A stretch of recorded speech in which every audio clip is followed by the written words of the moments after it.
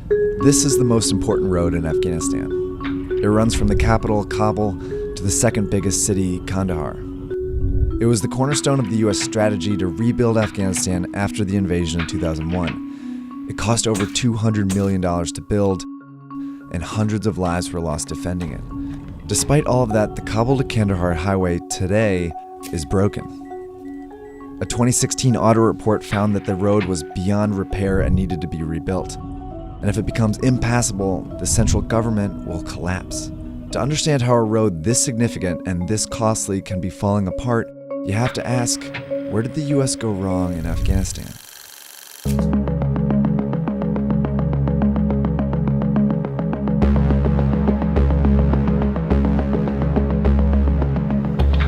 Just weeks after 9/11, the U.S. invaded Afghanistan, where al-Qaeda had planned the attacks. They were sheltered by the Taliban, who controlled the Afghan government at the time. Both groups were driven out of Kabul in a matter of months, so the U.S. strategy soon shifted from combat to stabilizing and rebuilding the country. But Afghanistan's a difficult place to control and rebuild. It's mountainous and mostly rural.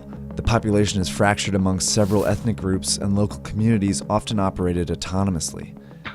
To make matters worse, there were only 50 kilometers of paved road in 2002, which meant most of these communities were isolated. The U.S. decided to change that by rebuilding the Ring Road that was partially built by the Soviet Union in the 60s but had been destroyed by decades of war.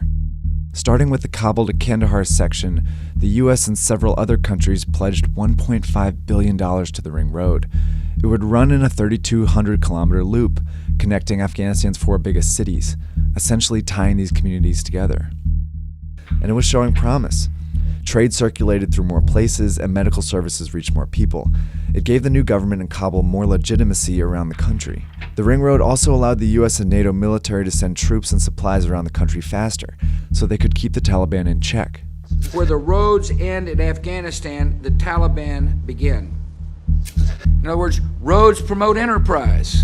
Enterprise provides hope. Hope is what defeats this ideology of darkness. But the U.S. didn't finish the job. In 2003, the U.S. invaded Iraq, and Afghanistan became second priority. Funding, reconstruction resources, and experienced leadership, including generals and diplomats, were all diverted to the war in Iraq.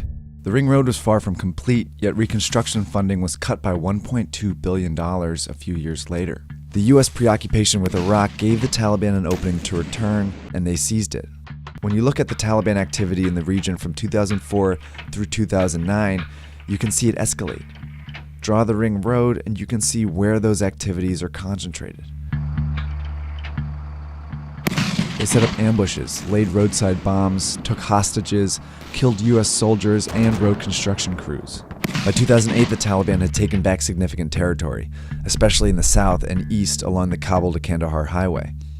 Afghanistan was in a full-blown insurgency. Afghanistan is not lost, but for several years it has moved backwards. There's no imminent threat of the government being overthrown, but the Taliban has gained momentum.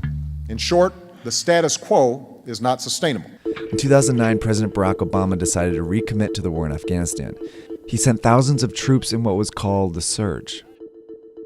The U.S. and NATO made some progress in the south, but it quickly became clear that the Taliban would not be easily defeated. The more troops deployed to Afghanistan, the more the Taliban launched attacks.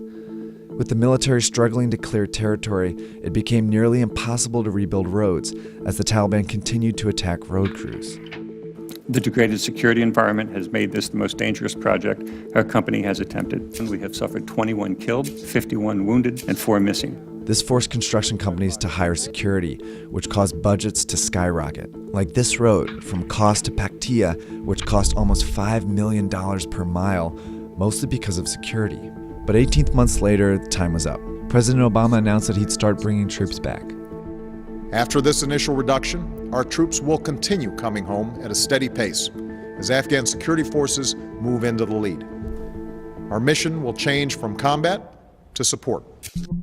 As the U.S. troops withdrew, they left behind oversight of infrastructure projects, including roads. In 2012, USAID cut funding for road construction. And even after the U.S. and partnering countries spent $3 billion on it, the Ring Road was never completed. Road building and maintenance became the responsibility of the Afghan government, which was crippled by corruption. Experts estimate that billions of dollars have been lost to corruption in Afghanistan.